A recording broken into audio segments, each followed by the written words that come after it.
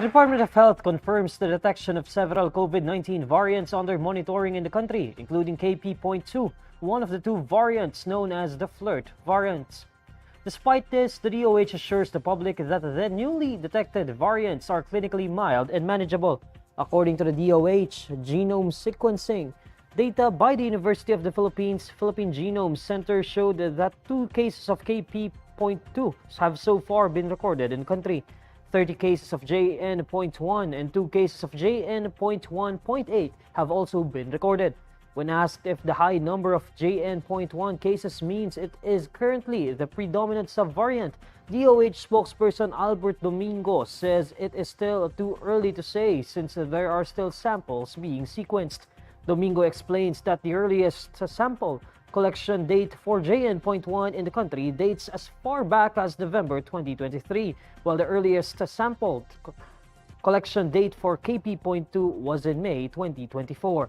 The DOH says there is still no evidence that the KP.2 and KP.3 variants are causing severe to critical COVID-19, both locally and internationally.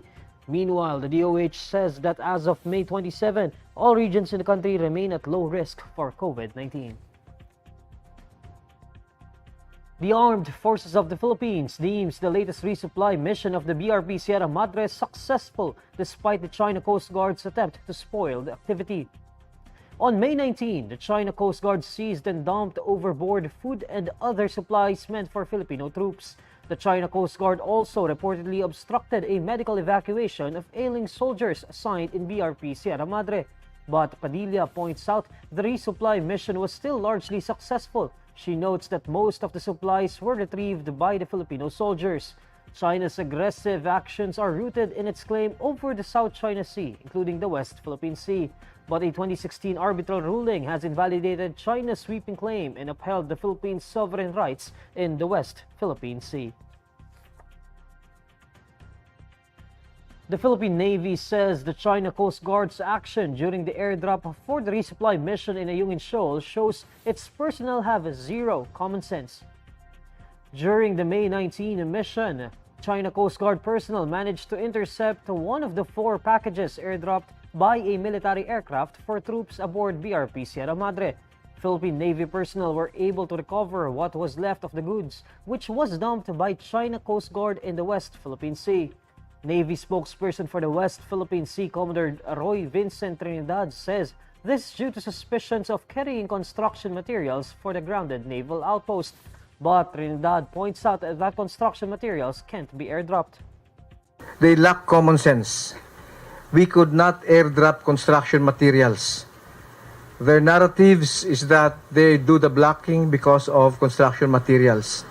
I would like to point out that they have zero common sense. The Armed Forces of the Philippines employs what it calls an operational mix-like usage of airdrop operations to evade the China Coast Guard's blockade on Ayungin Shoal.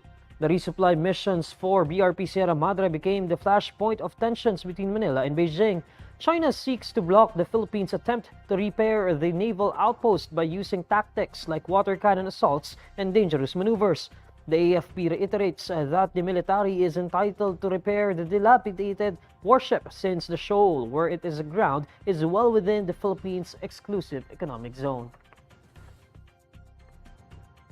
The total number of Chinese warships in the West Philippine Sea has doubled compared to the previous monitoring period. Data from the Philippine Navy states that there were 11 People's Liberation Army Navy warships monitored from May 28 to June 3 in the West Philippine Sea. Of the 11 warships, 6 People's Liberation Army Navy ships were spotted off Sabina Shoal.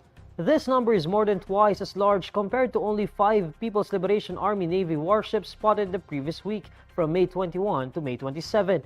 From May 28 to June 3, 125 vessels were monitored in total, including 105 Chinese maritime militia vessels, 11 People's Liberation Army Navy warships, and 9 China Coast Guard vessels. Navy spokesperson for the West Philippine Sea, Commodore Roy Vincent Trinidad, says the huge number of warships observed coincided with the unauthorized People's Liberation Army Navy exercise off Sabina Shoal over the weekend. According to Trinidad, the People's Liberation Army Navy held the launching of hovercraft and aircraft as well as maneuvers off Sabina Shoal on Sunday and Monday. He says the conduct of such exercise within the Philippines Exclusive Economic Zone is unauthorized under the United Nations Convention on the Law of the Sea. 49 police personnel assigned to Bamban, Tarlac were relieved from their post after the Office of the Ombudsman ordered the suspension of the municipality's mayor, Alice Guo. Philippine National Police spokesperson Colonel Jean Fajardo says the 49 personnel from the Bamban Municipal Police Station were relieved to give way to an ongoing investigation in relation to the illegal Philippine offshore gaming operator activities in the province. According to Fajardo, they were transferred to the Regional Police Holding and Accounting Unit of the Police Regional Office, Central Luzon. She adds the relieved personnel will undergo focused reformation and reorientation and moral enhancement for police officers. In an order dated May 31, Ombudsman Samuel Martires said there are sufficient grounds to preventively suspend Guo and 2 other town officials, considering that there is strong evidence showing their guilt. Guo and 2 others were placed under preventive suspension for up to 6 months without pay, pending the resolution of an investigation against them.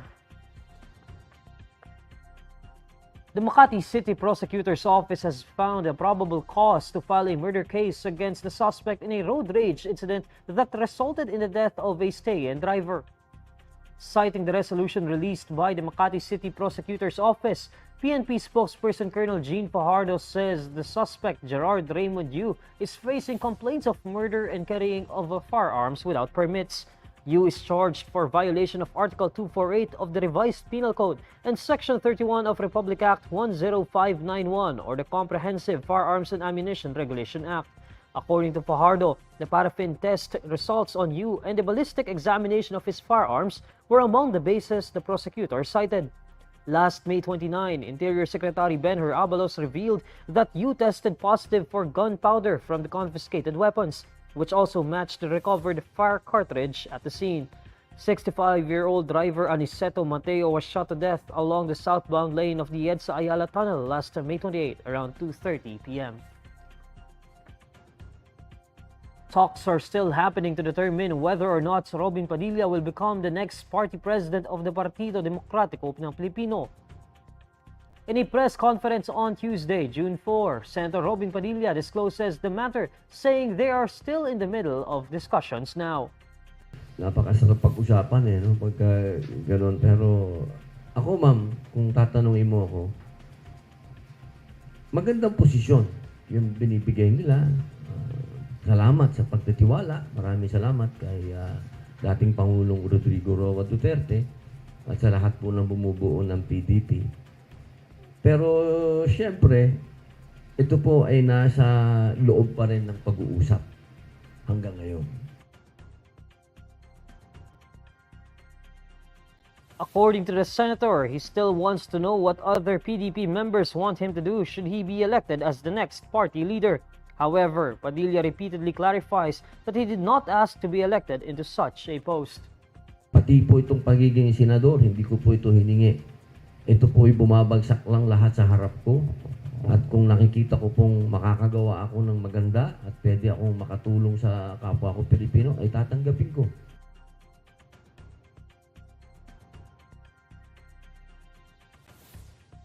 Here's the latest roundup of today's top stories.